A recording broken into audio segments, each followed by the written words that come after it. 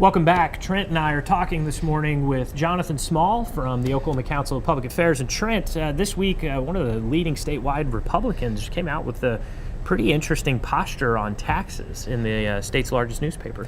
Well, State Treasurer Ken Miller is responsible for the money that comes in, and so his focus is on revenues and with oil prices, and also with some of the sort of one-time fixes in the state budget in the past. There's a little bit of a potential dip this year in the projections, and so he is trying, I think, to put the brakes on an income tax, another income tax cut or a phase out. Jonathan, is he right?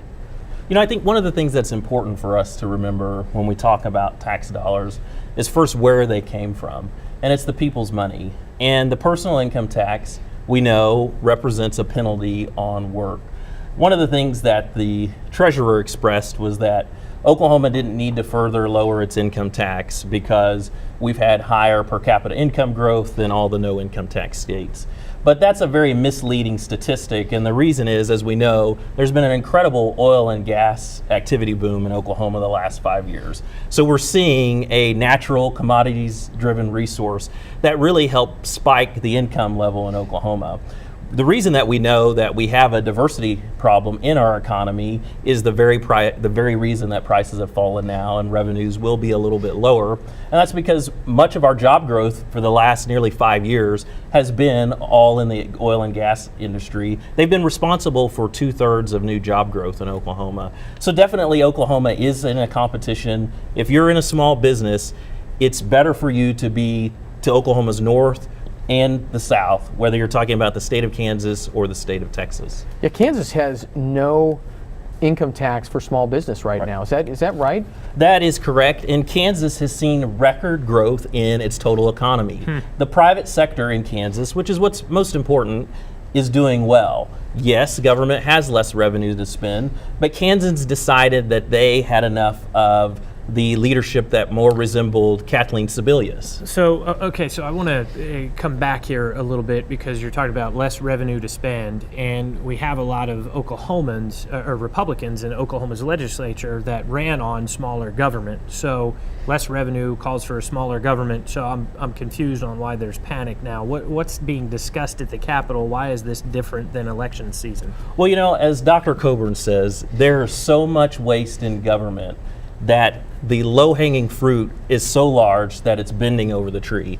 And really what's happened is we've seen lawmakers resist for the last 5 years to make the relatively easy choices to refocus government, to decrease the spending on excessive health care, and to better focus healthcare programs so that the state can allow citizens to have more money, and then also focus funding on core issues. And that's really what we've seen. What's interesting is that half of the revenue decline, it's not a decline at all. It's where lawmakers actually raided revolving funds and spent one-time monies that they never should have accessed in the first place. Explain that for our viewers at home. Revolving funds, one-time money, what is all this? Agencies will charge fees, or they'll have some other revenue that accumulates to a fund, and it's typically dedicated for a certain purpose. Lawmakers wanted to appropriate a record amount of dollars last year, so they raided several of those funds. So half of the shortfall, which really isn't a shortfall, is due exactly to that. They borrowed some one-time funds that they really shouldn't have used, and now they don't have that available to spend this year. Well, and now, I mean, I think some folks might be confused. I know it was confusing to me a little bit. On the one hand, they're talking about a shortfall. On the other hand, the governor has said, well, we've got the money, again, in these revolving funds.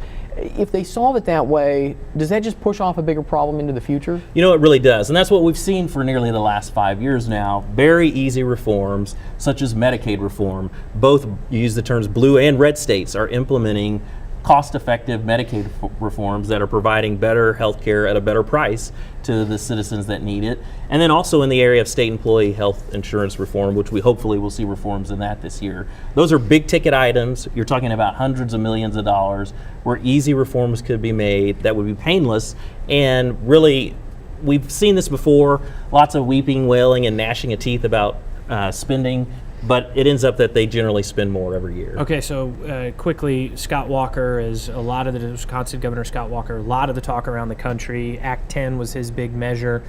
This past week, the Oklahoma legislature, I think it was a House committee, took up one of the issues that he passed in Wisconsin that has the nation talking about Oklahoma right now. What is this issue and why does it matter for folks at home? Representative Tom Newell from Seminole area actually is the author of House Bill 1749, and this bill really is about fairness.